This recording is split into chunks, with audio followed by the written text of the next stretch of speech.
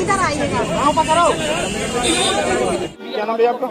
मेरा नाम भूपेंद्र वर्मा है और हमने राजेंद्र प्रसाद डिग्री कॉलेज मीरगंज से बीएड किया है और जून 2018 में जो है एनसीटी ने एक गजेट पास किया था जिसमें उन्होंने बीएड अभ्यर्थियों को प्राथमिक में मान्य किया था।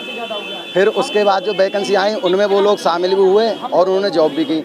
आज अचानक 5 साल बाद सुप्रीम कोर्ट के द्वारा एनसीटी के आदेश को रद्द कर दिया गया है, जिसके द्वारा सारे बीएड छात्रों पर एक संकट छा गया है, क्योंकि उसमें कुछ बीएड छात्र जो थे अधिकतर वही हैं जिन्होंने पीआरटी की वजह से जो है बीएड किया था और वो लोग लगातार 5 साल से अपनी इसी एक तैयारी में लगे हुए थे। अब अचानक सुप्रीम कोर्ट के द्वारा जो आदेश रद्द कर दिया गया है उसके कारण उन लोगों के सामने एक बहुत बड़ी समस्या आ गई है, क्योंकि 5 साल से वो बेरोजगार थे और जब वैकेंसी के पास जो है हम लोग पहुंचे तो उन्होंने अचानक सुप्रीम कोर्ट ने आदेश पारित किया कि एनसीटी के आदेश को 2018 के आदेश को खारिज किया जाता है।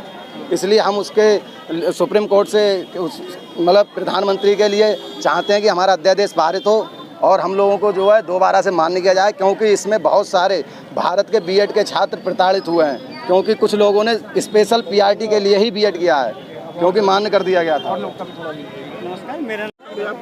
मेरा नाम रुद्रांश है, मैं बीएड का छात्र हूँ। 2018 में एनसीटी ने बीएड वालों को योग्य माना।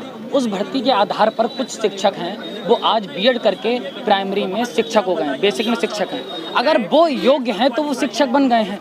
अगर हम भी और 2018 के बाद जिन्होंने बीएड किया वो क्या योग्य नहीं हैं?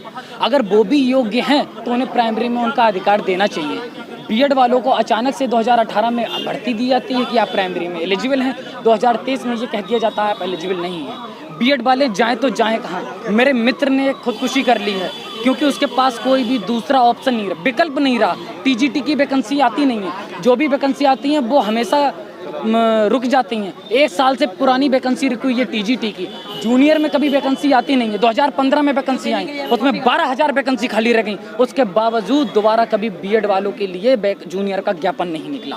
उसके बाद 1000 से 1500 वैकेंसी आई थी 1-1.5 साल पहले। उन वैकेंसी का बिल्कुल लापता वैकेंसी हो गई, उनके बारे में कोई भी जानकारी नहीं है, कोई भी साक्ष्य नहीं मिलता। कभी आयोग का गठन होता है, कभी पेपर आउट हो जाते हैं और कुछ ना कुछ करके बीएड वाले 16 लाख युवा उत्तर प्रदेश का दर भटक रहा है।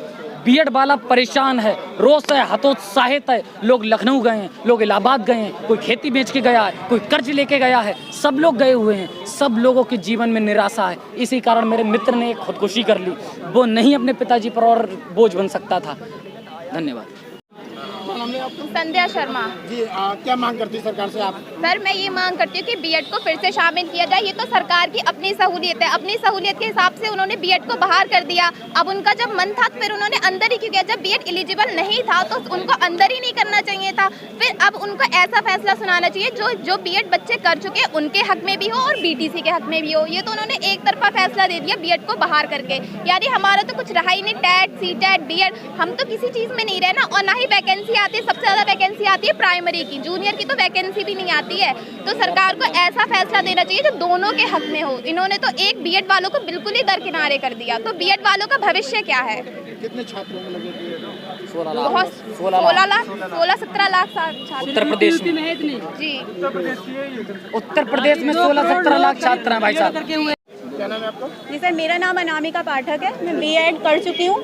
और सर, पहले एनसीटी का 2018 में आदेश आया था जिसमें कहा गया था कि हमें पीआरटी में शामिल कर लिया गया है और हम एग्ज़ाम दे सकते हैं। लेकिन अब अचानक से जब हमने बीएड कर लिया उसके बाद हमें बाहर कर दिया गया है। अब बताइए, हमारी 2 वर्षों की मेहनत है और हमने टेट, सीटेट सब क्वालिफाई कर लिया, सब बर्बाद हो चुकी है। अब हम सरकार से चाहते हैं कि वो अध्यादेश लाएँ और हमारे हक में फैसला दें। धन्यवाद।